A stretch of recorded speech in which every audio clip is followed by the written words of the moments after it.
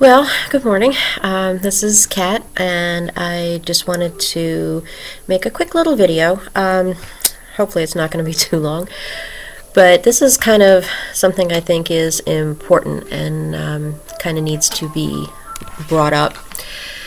Excuse the video quality, but we're working with a laptop here. Yesterday, which was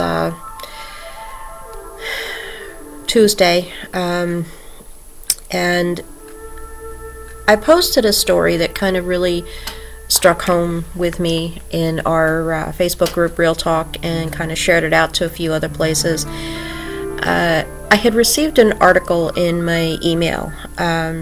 It was dealing with homeless children, and when I saw the numbers of what they were referring to, the homeless kids in just our town alone, just boggled my mind. I mean, here it is winter, it's cold, and you know it's out there, you know it's happening, but when you see the numbers and you see that it's close to home, you realize how real it is. And 80 children just in my small little town, in Pottstown, and then it referred to the state, over 24,000 homeless children in Pennsylvania.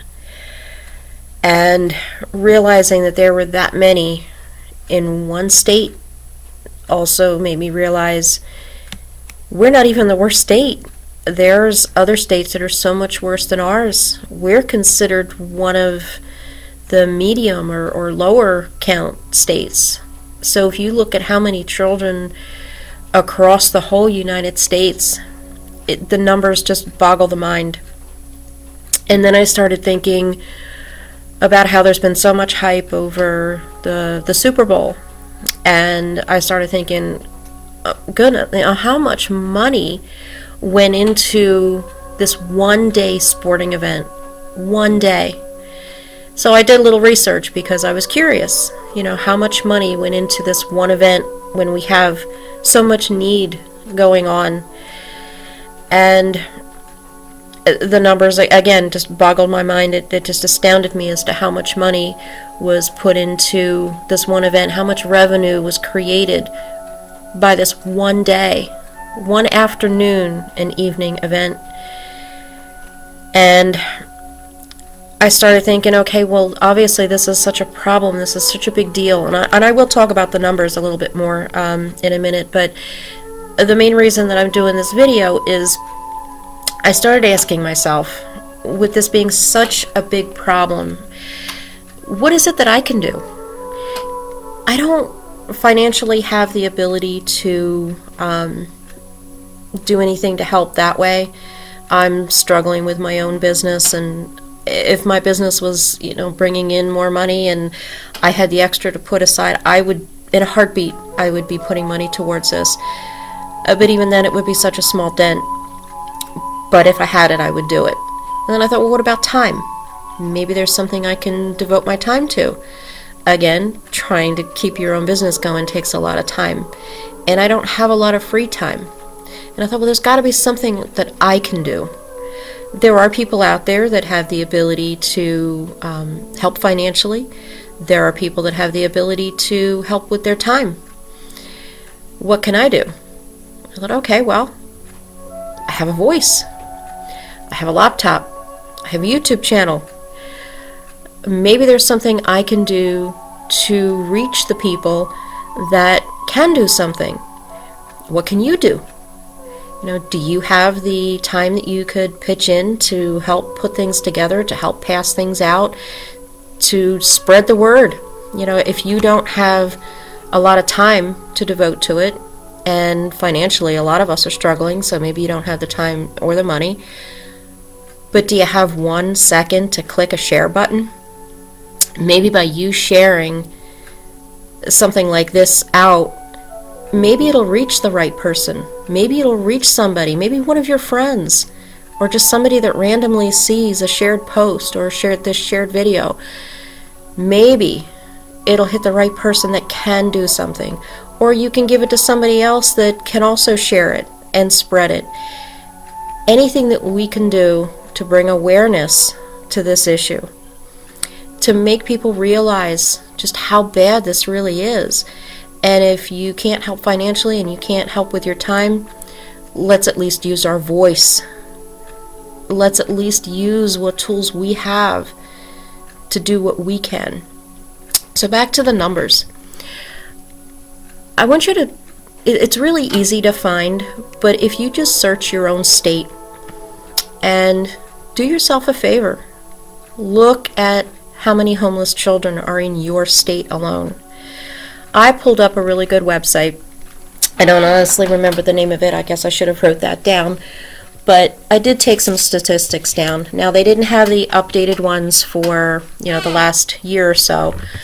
But the numbers that they had just for 2012, 2013 were just astounding. And I can only imagine the numbers are higher now. The homeless kids across the whole United States, we have 2.5 million children that are dealing with homeless. Now, these are children that either their parents are out of work and they're on the streets, maybe they're runaways, maybe they're just, they've lost their homes in one way or another and haven't been able to get the help that they need. But that's astounding when you think at those numbers. 2.5 million children on the streets, homeless. Now, I didn't want to, bring up every state, but I do want you to hear a few different states just so you can kind of comprehend a little bit of how this, some states are so much worse than others. California was probably about the highest, and the numbers there, 526,708 accounted. These are only the ones that are accounted for. We can only imagine how many are not even accounted for. And this was 2012, 2013 counts. But 526, almost 527,000 children on the streets. Another one, New York, surprised me. New York, we had a little over 258,000. Texas, 190,000. Wisconsin, a little over 32,000. Pennsylvania, at that time, they were registering as 38,000, so it looks like Pennsylvania might have actually gotten a little bit better. One of the better states was Nebraska. They were 6,400, and that's to say a better state. 6,000 children, and that's the lower states, because I looked up the high and the low. But look, really, look at your state, and then look at your town. Look at your own town to see how many are listed as homeless in your own town. And then add to that, because again, these are just ones that are registered. These are ones that they know are homeless. And now think about, if you have your own kids or you have grandkids, how would you feel if they were on the street, if they were hungry, cold, scared? And it starts a whole vicious cycle, of how they learn to live. And then we wonder what's happening to our society. Our society starts with our children. So now let's take a quick look at the Super Bowl. Again, I did a little bit of research, got some numbers from Forbes. I think Forbes is really good with numbers. They're very, very money-oriented, so I really trust the numbers that they come up with.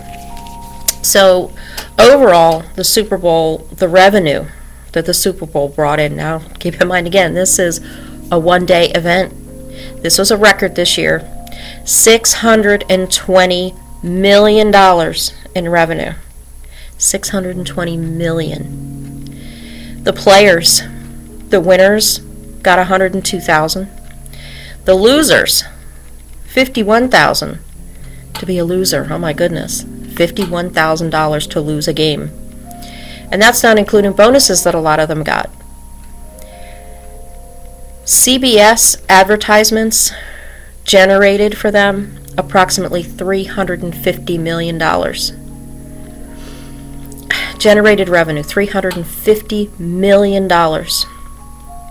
visitors in the area, in I can't remember the city, but the state, California. Okay, all the visitors that came in for the game, the souvenirs, the hotels, the meals. They expect that generated probably $220 million, a little above what it generated last year.